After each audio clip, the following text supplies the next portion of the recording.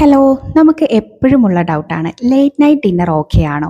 ഇത്രയും ലേറ്റ് ആയിട്ട് കഴിച്ചാൽ വെയിറ്റ് ഗെയിൻ ആവില്ലേ? സ്കിപ്പ് ചെയ്യാമോ എന്നൊക്കെ. ആക്ച്വലി ലേറ്റ് നൈറ്റ് ഡിന്നർ അത്ര നല്ലതൊന്നല്ല, because there is a lot of hunger and a lot of cravings. So ഒരു ഓവർ ഈറ്റിങ്ങിലേക്ക് പോകും.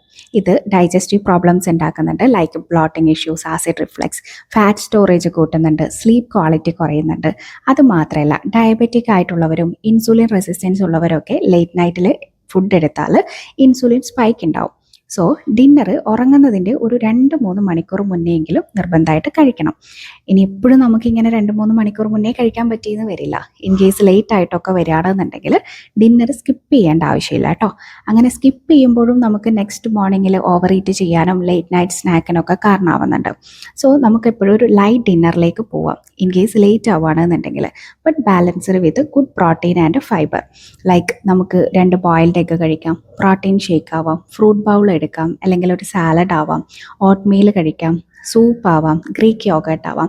അങ്ങനെ ഡിഫറെൻറ്റ് ഓപ്ഷൻസ് ഉണ്ട്. അപ്പോൾ എപ്പോഴും ലേറ്റ് ആയിട്ട് വരികയാണെന്നുണ്ടെങ്കിൽ ഒരു ലൈറ്റ് ഡിന്നർ ചൂസ് ചെയ്യുക.